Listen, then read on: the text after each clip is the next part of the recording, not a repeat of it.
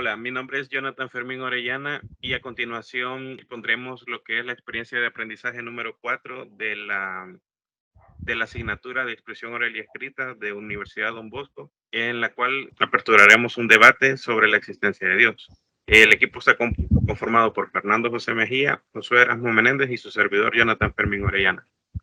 Bien, como para comenzar, hablaremos sobre ciertos conceptos clave que tenemos que manejar todos para poder partir de ahí, para empezar a aportar nuestros argumentos. Primero hablaríamos sobre qué es Dios. Tenemos una definición teológica y una filosófica. Teológicamente, Dios en la mayoría de las religiones monoteístas se considera como el ser supremo y el creador del universo, poseedor de atributos como omnipotencia, omnipresencia y benevolencia. Y la definición filosófica tiende a que desde una perspectiva filosófica Dios puede interpretarse como el fundamento último de la realidad o como la causa primera y final. Y el segundo concepto sería que es la fe. La definición religiosa infiere que la fe se refiere a la creencia firme en lo divino, a menudo basada en la revelación y las enseñanzas religiosas. Y desde una definición filosófica se infiere que la fe puede entenderse como una confianza inquebrantable en algo sin necesidad de tener pruebas evidentes. Ahora, expresado ya estos conceptos clave, ahora empezaría yo con mi argumento, que sería en contra a la temática que planteamos. Y bueno, tengo varios argumentos, pero entre los más importantes, puedo decir yo que a lo largo de la historia, diferentes instituciones religiosas han acumulado poder y riqueza. Esto podría interpretarse como un intento humano de controlar a las masas mediante la manipulación de la fe. Ejemplos de estos pueden ser históricos líderes religiosos que han abusado de su posición para obtener beneficios materiales, como por ejemplo Juan Tetzel, que vivió en el siglo XV. Él fue un predicador dominico que se hizo famoso por vender indulgencias en nombre de la Iglesia Católica en Alemania del siglo XVI. Sus métodos de recaudación de fondos fueron fuertemente criticados por su naturaleza lucrativa y contribuyeron a las crecientes tensiones que llevaron a la reforma protestante de la época. Otro podría ser que en diferentes culturas y momentos históricos se han inventado figuras divinas para proporcionar consuelo y sentido a la vida. Esto puede sugerir que la idea de Dios puede ser una construcción cultural y psicológica que por patrón temporal podemos ver la tendencia de las masas a querer tener este tipo de figuras divinas en las cuales puedan creer y puedan alabarlas. Esto para dar mayor esperanza o para poder autoconvencerse de que tienen un premio después de la vida. Y ejemplos de estas diversas religiones y mitologías eh, tenemos a las civilizaciones primitivas, como las poblaciones indígenas, que autogeneraron a sus propias deidades para obtener lo que necesitaban en ese momento, como podrían ser los dioses de la lluvia, de la cosecha, de la fertilidad. Entonces, todas estas tienen su propio patrón y es de que, en base a la civilización que las tenga, obtienen algo de esa deidad que tienen establecida. Entonces, a tiempos modernos, el Dios que tenemos en este momento, del cual ya tenemos bastantes años de tener, es como bien general, porque no tenemos a un Dios del dinero, no tenemos un Dios del trabajo, un Dios de la paz, etcétera, etcétera, sino que es un Dios que nos aporta todo eso. Entonces, viene siendo como un Dios que englobaría a todos los demás dioses que se han tenido en la historia de la humanidad. Otro podría ser que a medida que avanzamos en el conocimiento científico, la necesidad de un ser omnipresente y eterno que se preocupe personalmente por cada individuo parece cada vez más cuestionable. Bueno, y el progreso científico, especialmente en áreas como la astronomía y la exploración del universo, plantea preguntas sobre la relevancia de un ser divino en la vastedad del cosmos. Y otro sería que si se acepta la existencia de un Dios que, como dijimos en el concepto clave, que es benevolente, ¿por qué permite el sufrimiento y la injusticia en el mundo?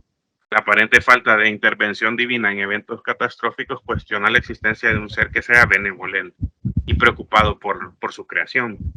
Ejemplos históricos y contemporáneos podemos nombrar una gran infinidad, pero tantas tragedias y sufrimientos humanos que se han visto, como la Segunda Guerra Mundial, o la Guerra Fría, o la escasez, o la pobreza, o la falta de comida en la tierra, pueden ser aportes que fundamenten este apartado. Mi nombre es Fernando y yo voy a hablar sobre los pros de la existencia de Dios directamente. Para empezar a hablar, podríamos ver la manera argumento moral. En mi caso, algunos sostienen que la existencia de los valores morales objetivos en el mundo a la existencia de un ser supremo, pero la idea de moralidad no puede ser completamente explicada sin la existencia de Dios directamente. En este caso, les voy a hablar directamente de los 5 argumentos que dijo Tomás Aquino sobre la existencia de Dios. Como primera vía directamente es el motor inmóvil, donde regenera todo directamente. Esto quiere decir que en la existencia del mundo siempre hubo un motor inmóvil a comparación de los demás. La segunda vía habla que en el universo las causas son causadas por algo externo a ellas, que a la vez son causadas por otros eventos. Ninguna cosa puede ser causada por sí mismo, por lo cual eso aplica directamente que es necesario que exista una causa eficiente que mueva directamente todas estas causas. La tercera vía sería las cosas pueden existir o no pueden existir, pueden ser creadas o pueden ser destruidas directamente. Si hubiera un tiempo donde no existía nada, en este caso no existiría nada directamente ahora en la actualidad, por lo cual no existe solo puede ser existido por un ser supremo, un ser que exista por sí mismo, en este caso Dios directamente.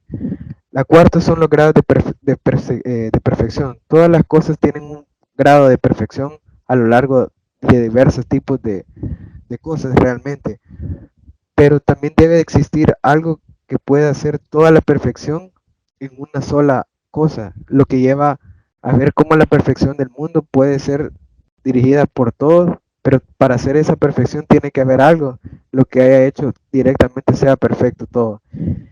Y existe un fin en el mundo, todas las personas tienen un fin en el mundo, todas las cosas materiales tienen un fin, todas las cosas naturales tienen un fin, por lo cual debe existir alguien o un ser supremo que sea inteligentemente para que haya pretendido la finalidad de cada circunstancia, de cada evento, de cada ser en el mundo. Y pues de manera, ya metiéndonos en la manera bíblica, podríamos ver que muchas profecías de la Biblia se cumplieron hasta los más mínimos detalles siglos después, por lo cual esto es algo que no puede ser físico, no puede ser directamente astral. Y quería cerrar con la moralidad. Al final Dios no es bueno y Dios no es malo, al final Dios es justo. Bueno, mi nombre es Josué Erasmo Menéndez, ¿verdad? Y en este caso, para abordar el tema acerca de la existencia de Dios, yo me basaré en el argumento moral, en el cual una de sus premisas, ¿verdad?, principales sería que si podemos ser buenos sin Dios, porque así como mi compañero al inicio explicó, ¿verdad? En la historia han habido muchos sucesos, ¿verdad? En el cual nosotros podemos evaluar, ¿verdad? Si en este caso, ¿verdad? Los deberes y los valores morales nos eh, perdón, en el sentido de qué es lo bueno y qué es lo malo, ¿verdad? Entonces, acá con la pregunta planteada de que podemos ser buenos sin Dios, en este caso, nosotros podemos hacernos esa pregunta, tanto una persona que es creyente y una persona que no cree en Dios, cada una tendría un punto de vista muy distinto, ¿verdad? Pero al final de cuentas, dependiendo de cada una de las posturas de las personas, desde mi punto de vista, sin o con Dios, ¿verdad? En el mundo actualmente, ¿verdad? Se rige, ¿verdad? Más que todo por el libre albedrío, ¿verdad? Entonces, en el cual nosotros podemos saber, digamos, o discernir, ¿verdad? Son las cosas buenas y qué son las cosas malas, en el cual, digamos, poniendo un ejemplo, ¿verdad? Y siguiendo en base a la pregunta, digamos, hay ejemplos muy concretos, ¿verdad? De países en el cual la religión no es fundamental o no es obligatoria, perdón, no sería fundamental, sino que no es obligatoria en sentido de que a las personas se les da la opción de si ellos en su educación primaria o educación secundaria poder cursar esas materias y en el cual, digamos, esa persona ya discierne, ¿verdad? De que si quiere o no quiere tener esa, esa educación en el cual, digamos, hay casos, ¿verdad? Como países europeos, por ejemplo, en Noruega, Suiza, Países Bajos, eh, hasta donde yo tengo conocimiento, en esos países no es obligatorio lo que sería la educación. Entonces, acá, si nos ponemos a pensar, eh, no solo porque no haya educación religiosa en esos países o no siendo obligatoria, hay más casos, digamos, de personas malas. Entonces, acá mi punto de vista es que si tanto con Dios o sin Dios, ¿verdad? Al final de cuentas, hay un libre albedrío, ¿verdad? De las personas, por lo cual, digamos, ellos pueden creer o no creer en Dios. Entonces, y esa sería mi participación en esta ocasión. Entonces, como conclusión, podemos ver de que siempre tenemos diferentes posturas y que en realidad el Dios del cual conocemos tiene por finalidad que la humanidad se comporte de mejor manera, pero no necesitamos esto como para portarnos de la manera en que consideramos que debe ser. Entonces, al final queda a nivel subjetivo, ¿verdad? Entonces, no podemos comprobar que algo existe o que no existe porque no tenemos fundamento. Y esto, así como yo lo veo, va a continuar así, por lo que queda ni modo, no queda nada más que respetar cada tipo de creencia, entonces, y así es como finalizaríamos este debate. Muchas gracias.